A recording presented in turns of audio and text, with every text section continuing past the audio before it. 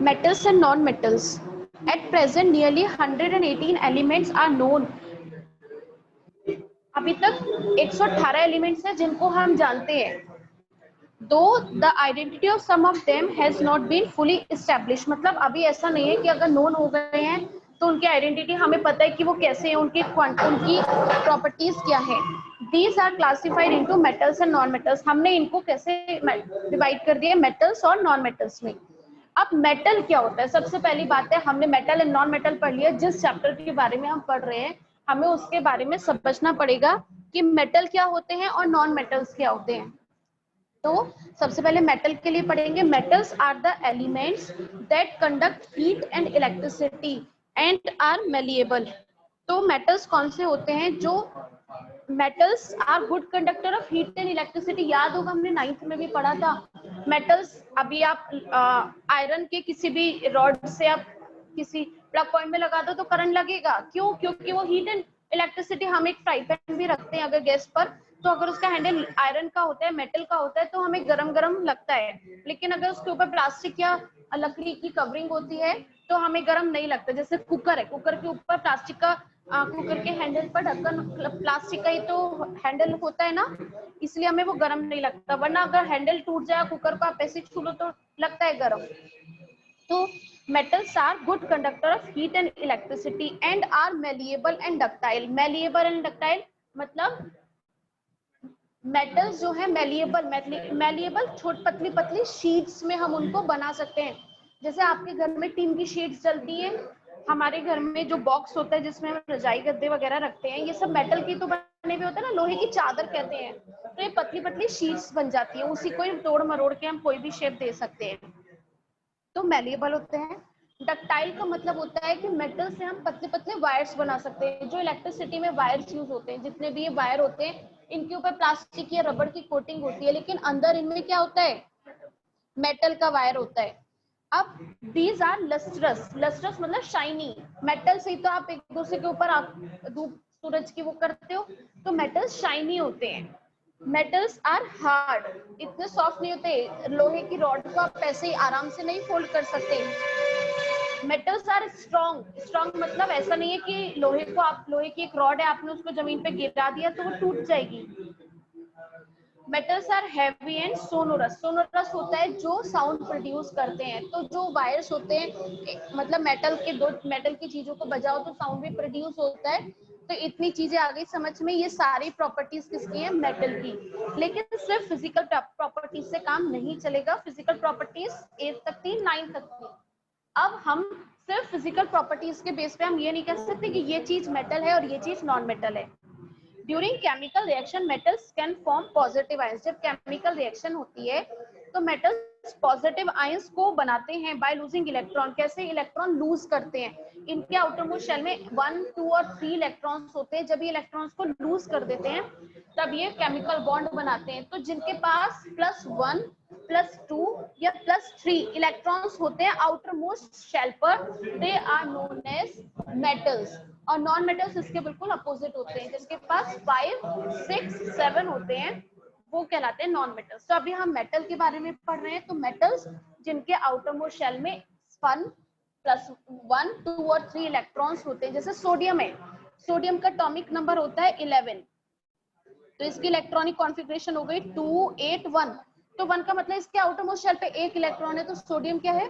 Metal है. बात करते हैं 2 की. 12 का आ गया इसका 2, 8, 2.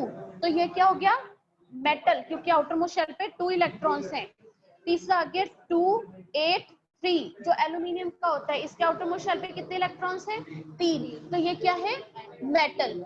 लेकिन जहां 4 आ जाता है, जैसे कार्बन का केस है, सिलिकॉन का केस है, वो मेटलॉइड है. और फिर क्लोरीन की बात करते हैं. क्लोरीन के आउटरमोस्ट शेल पर क्लोरीन का एटॉमिक नंबर 17 है, 2, 8, 7. तो इसके आउटरमोस्ट शेल पे 7 इलेक्ट्रॉन्स है. ये मेटल नहीं है, ये नॉन मेटल होता है. तो जिनके आउटरमोस्ट शेल पे 1 या 2 या 3 इलेक्ट्रॉन्स होते हैं, they are known as metals. अब metals are the elements except hydrogen which form positive ions by losing electron or donating electrons. So metal वो हैं जो पॉजिटिव आयंस बनाते हैं इलेक्ट्रॉन को लूज करके। देखो आपके पास 101 रुपीज है, तो आपके पास 100 से 1 रुपया ज्यादा है, इसीलिए तो हमने कह दिया कि जिसके पास 100 से कम रुपए है वो गरीब है, जिसके पास 100 है वो ठीक है, जिसके पास 100 से ज्यादा है वो अमीर है। तो अब क्या कहलाए आप अमीर, क्योंकि अगर आपके पास 101 इलेक्ट्रॉन है तो आपके पास एक इलेक्ट्रॉन ज्यादा है। सरवाइव करने के लिए अगर 100 रुपीज चाहिए तो आपके पास एक इलेक्ट्रॉन ज्यादा है और किसी के पास एक इलेक्ट्रॉन कम है, मतलब 99 है, तो वो क्या कहलाएगा, जिसके पास इलेक्ट्रॉन 1, 2 या 3 की कमी होती है आउटरमोस्ट शेल को पूरा करने के लिए, वो नॉन मेटल कहलाते हैं। जिनके पास पॉजिटिव होते हैं, मतलब जो इलेक्ट्रॉन देता है वो पॉजिटिव आयन है और जो इलेक्ट्रॉन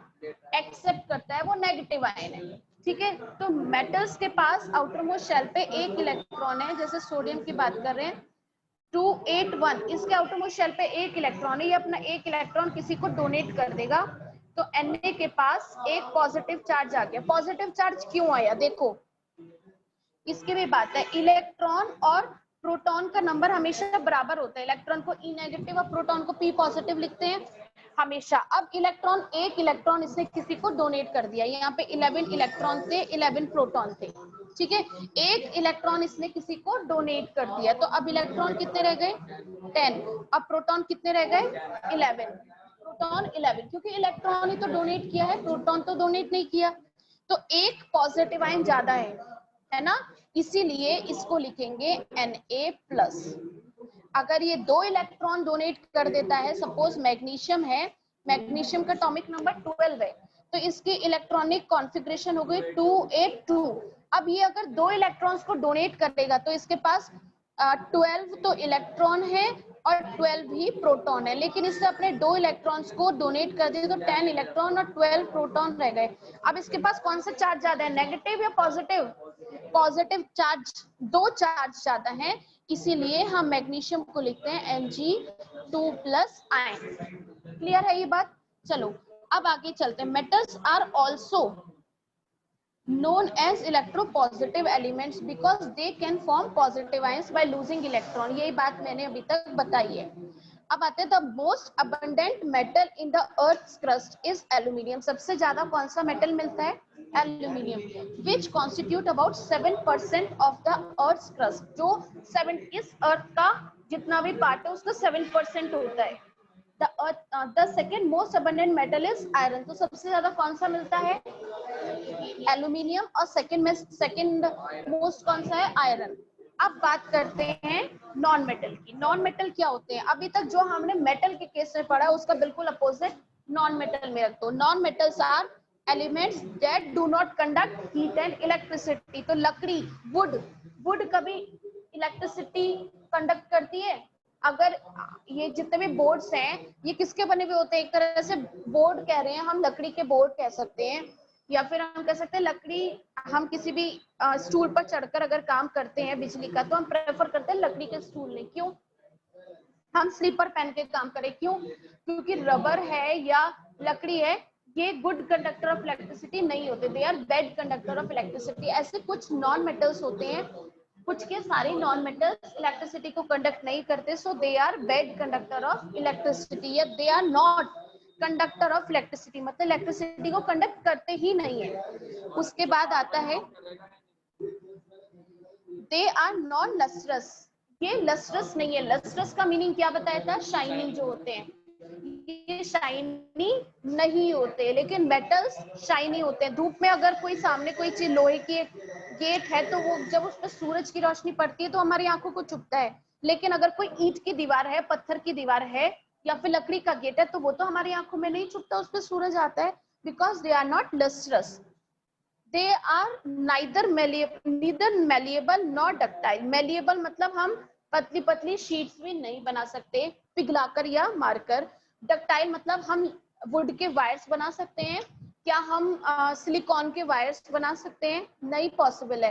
तो non metals are non ductile sorry, they are brittle, brittle मतलब जैसे सॉइल होती है आप भुरभुरी टाइप की, कि ना तो ये सॉलिड है, जैसे लकड़ी का बुरादा होता है, ब्रिटल होते हैं, छूते ही फूट जाए, जैसे ऐसे समझ लो। They are not lustrous, they are non lustrous and soft, soft होते हैं, ठीक है, आराम से हम इसको किसी भी मतलब कैसे भी कर सकते हैं। जैसे कार्बन है, सल्फर है, सिलिकॉन है, हाइड्रोजन है, जितनी भी गैसेस होती हैं they all are non metals. जैसे oxygen it is non metal, hydrogen non metal, helium non metal, जितने भी ये सब चीजें हैं they are non metal, neon, argon वगैरह। अब आते हैं मेटेलॉइड्स। हमने अभी तक मेटल एंड नॉन मेटल पढ़ा था, तो नॉन मेटल्स के आउटर मोस्ट शेल में 5, 6, 7 इलेक्ट्रॉन्स होते हैं। अब हमने पढ़ा मेटल के केस में, मेटल में +1 इलेक्ट्रॉन होता है, metal 1 electron, 2 electron, 3 electron. Non metal में 5 इलेक्ट्रॉन, 6 इलेक्ट्रॉन, 7 इलेक्ट्रॉन। अब जिनके आउटर मोस्ट शेल पे 4 इलेक्ट्रॉन्स हैं, जैसे हम बात करते हैं सिलिकॉन की या कार्बन, कार्बन का एटॉमिक नंबर 6 है, तो इसका इलेक्ट्रॉनिक कॉन्फ़िगरेशन 2, 4 हुआ। सिलिकॉन है, इसका एटॉमिक नंबर 15 है, इसका आउटर मोस्ट शेल, इसके इलेक्ट्रॉनिक कॉन्फ़िगरेशन 2, 8, 4 हुई, सॉरी 14 है, 14 है और ये 2, 8, 4 है, ठीक है। तो इसके आउटर मोस्ट शेल पे 4 इलेक्ट्रॉन्स हैं। अब ना तो ये किसी को 4 इलेक्ट्रॉन्स दे सकते, ना ही किसी से ले सकते, तो ये क्या कहलाते हैं मेटेलॉइड्स, जिनके आउटर मोस्ट, इनके अंदर कुछ प्रॉपर्टीज तो होंगे मेटल वाली और कुछ प्रॉपर्टीज होती है नॉन मेटल वाली, so they are known as metalloids. Besides these, there are a third category of elements which shows property of both metals and non-metals. These elements are called metalloids. जैसे carbon है, arsenic है, silicon है। इतनी बात आ गई समझ में। अब हम पढ़ते हैं फिजिकल प्रॉपर्टीज ऑफ मेटल। ये हमने अभी सब शॉर्ट में पढ़ लिया था। मेटल्स आर मेलेबल, मतलब मेटल्स को हम पतली पतली शीट्स में बना सकते हैं। दूसरा है मेटल्स आर डक्टाइल, मेटल को हम पतले पतले वायर्स बना सकते हैं। थर्ड है metals are good conductor of heat and electricity, तो सिल्वर मेटल है, गोल्ड मेटल है, कॉपर मेटल है, आयरन मेटल है, इन सब के हम वायर्स बनाते हैं। एल्यूमिनियम है। जितने हम जितने भी इंस्ट्रूमेंट्स होते हैं जो साउंड वाले म्यूजिकल इंस्ट्रूमेंट्स, उन सब में वायर ही तो लगता है, ठीक है। उसके बाद metals are good conductor of electricity, जैसे सिल्वर मेटल है, ये भी हो गया। मेटल्स आर लस्ट्रस, शाइनी होते हैं, they can polished. Metals have a shiny surface. The property of a metal of having a shiny surface is called metallic luster. तो जिनका shiny surface होता है उसको क्या कहते हैं? Metallic luster. The metals lose their shine or brightness on keeping in air for a long time. ये सब छोड़ दो। Metals are generally hard. Metal कैसे होते हैं? Hard होते हैं। मेटल्स आर स्ट्रॉन्ग, स्ट्रॉन्ग होते हैं। जैसे आपका फोन है, आपके फोन का जो आउटर कवरिंग है वो मेटल की होती है कुछ फोन्स की, तो आप क्या उसको ऐसे करके तोड़ सकते हो? नहीं टूट सकता। Metals are strong sodium and potassium को छोड़कर। Metals are solid at room temperature, तो मेटल्स कैसे होते हैं? सॉलिड रूम टेम्परेचर पे, अगर टेम्परेचर ज्यादा कर दो तो मेल्ट भी हो सकते हैं, ठीक है। जैसे फ्रिज की जो आउटर शीट होती है वो मेटल की तो होती है, देखा है कितनी सॉलिड होती है। कोई भी चीज ले लो, बहुत सारी चीजें, हम मेटल का एग्जांपल बताने की जरूरत ही नहीं है, बहुत सारी चीजें ऐसी हैं जो हम अपने डेली लाइफ में देखते हैं मेटल से रिलेटेड है। Metals have high melting and boiling point, तो मेटल का मेल्ट होने का, बॉइल होने का, melting point and boiling point बहुत ज्यादा होता है। मतलब अगर टेम्परेचर 100 है तो ऐसा नहीं कि लोहा पिघलने लग जाएगा, क्योंकि वो मेटल है, इसका मेल्टिंग एंड बॉइलिंग पॉइंट ज्यादा होता है। तो जब तक एक अच्छा अमाउंट ऑफ टेम्परेचर नहीं मिलता तब तक वो मेल्ट नहीं होते। मेटल्स हैव हाई डेंसिटी, तो डेंसिटी मतलब दे आर हैवी, हैवी होते, पानी में डालते डूब जाते हैं, लेकिन सोडियम एंड पोटेशियम को छोड़कर। जैसे हम हमेशा पढ़ते हैं आयरन कील, आयरन का जो नेल होता है वो डूब जाता है पानी में, लेकिन कॉटन नहीं डूबता। क्यों?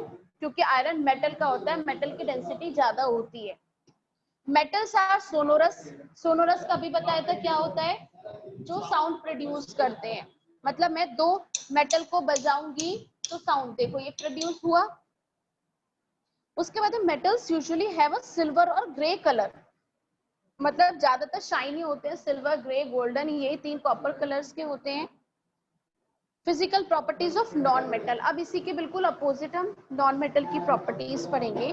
नॉन मेटल्स मैल्यूएबल नहीं होते, डक्टाइल नहीं होते। Non metals are brittle, brittle मतलब ब्रेक इजीली, नॉन मेटल्स आराम से टूट जाते हैं, they are not strong, non metals do not conduct heat and electricity, non metals are lustrous मतलब शाइनी नहीं होते, आर नॉट लस्ट्रस मतलब they are dull, non metals are generally soft होते हैं डायमंड को छोड़कर, non metals are not strong, they are easily broken, आराम से टूट जाते हैं, सॉलिड, लिक्विड और गैस एट रूम टेम्परेचर, लेकिन नॉन मेटल सॉलिड भी हो सकते हैं, लिक्विड भी और गैसियस भी इन रूम टेम्परेचर, लेकिन नॉन मेटल्स हमेशा कैसे होते हैं, सॉलिड होते हैं।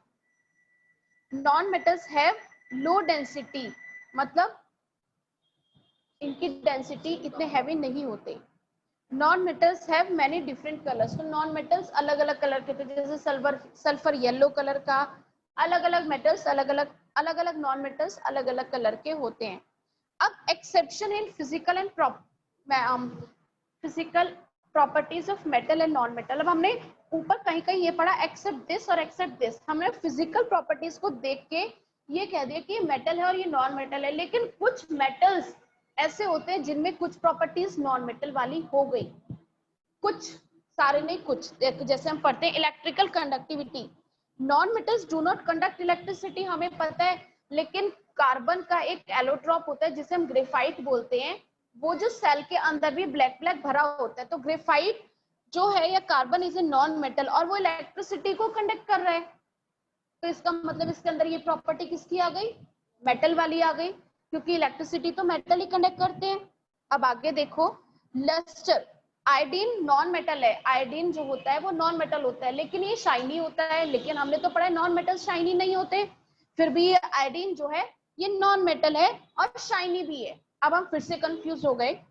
अब है हार्डनेस एंड सॉफ्टनेस, हमने देखा है मेटल्स हार्ड होते हैं, लेकिन एक सोडियम एंड पोटेशियम, ये दो मेटल्स ऐसे हैं, सोडियम, पोटेशियम एंड लिथियम, ये तीन मेटल ऐसे हैं जो हार्ड होते हैं, हार्ड नहीं होते, सॉफ्ट होते हैं, आराम से चाकू से कट जाते हैं। अब फिर से प्रॉब्लम आ गई, जब हमने पढ़ा है मेटल्स हार्ड होते हैं तो ये हार्ड क्यों नहीं है, ठीक है। अब आगे पढ़ते, कार्बन की बात करें, हमने कहा था कार्बन नॉन मेटल है, लेकिन डायमंड जो होता है वो हार्डेस्ट मेटल, हार्डेस्ट होता है, डायमंड बहुत हार्ड होता है, तो अब ये क्या था, नॉन मेटल होने के बावजूद ये हार्ड है और एक मेटल होने के बावजूद सॉफ्ट है। फिजिकल स्टेट, ज्यादातर हमने देखा है मेटल्स कैसे होते हैं, हार्ड होते हैं नेचर में, हाँ सॉरी, इनका टेम्परेचर, ये सॉलिड होते हैं मेटल्स, और नॉन मेटल्स लिक्विड होते हैं, नॉन मेटल सॉलिड, लिक्विड या गैस कैसे भी हो सकते हैं, लेकिन आयोडीन एक मेटल है, metals are solid at room temperature but iodine is liquid, metals होते हैं, ये नॉन मेटल आएगा, नॉन मेटल्स, आयोडीन मेटल है, gas chlorine, chlorine, iodine non metal होता है और ये रूम टेम्परेचर पर लिक्विड है, ठीक है। आगे पढ़ते हैं melting and boiling point, sodium and potassium, gallium and caesium, ये मेटल हैं, लेकिन इनका मेल्टिंग एंड बॉइलिंग पॉइंट बहुत कम है। अब density, melting point, sorry, metals have high density, metals की डेंसिटी ज्यादा होती है, लेकिन lithium, sodium and potassium are having low density, इनकी डेंसिटी कैसी होती है, लो होती है। अब हम कंफ्यूज हो गए, so according to above exceptions we can not classify elements as metal, अब हमने जो ऊपर पढ़े इनके अकॉर्डिंग हम ये नहीं कह सकते कि मेटल्स कैसे हैं, हम मेटल्स फिजिकल प्रॉपर्टीज के बेस पे हम मेटल एंड नॉन मेटल को डिवाइड नहीं कर सकते, क्योंकि सोडियम केमिको मेटल है लेकिन इसमें एक प्रॉपर्टी नॉन मेटल वाली है, आयोडीन नॉन मेटल है लेकिन एक प्रॉपर्टी मेटल वाली है। इन सबको देखो, हमने पढ़ा था आयोडीन शाइनी है, नॉन मेटल है, नॉन मेटल डल अपीयरेंस के होते हैं, लेकिन आयोडीन कैसा है, शाइनी है, तो शाइनी तो मेटल्स होते हैं, अब आयोडीन को मेटल बोलेंगे नॉन मेटल बोलेंगे, हम यहाँ पे आके कंफ्यूज हो गए, क्योंकि हमने अभी तक फिजिकल प्रॉपर्टीज पढ़ी थी, इसलिए जब हम इनकी केमिकल प्रॉपर्टीज देखते हैं तब हमने देखा कि सोडियम के अंदर सारी प्रॉपर्टीज मेटल वाली है, लेकिन एक या दो फिजिकल प्रॉपर्टीज नॉन मेटल वाली थी, तो उसको किस में रखेंगे फिर हम, मेटल में, इसीलिए हमने सोडियम को मेटल में रखा, क्योंकि अब हम फिजिकल प्रॉपर्टीज को एक तरफ रख देंगे, फिजिकल प्रॉपर्टीज के बेस पे हम नहीं कह सकते कि पर्टिकुलर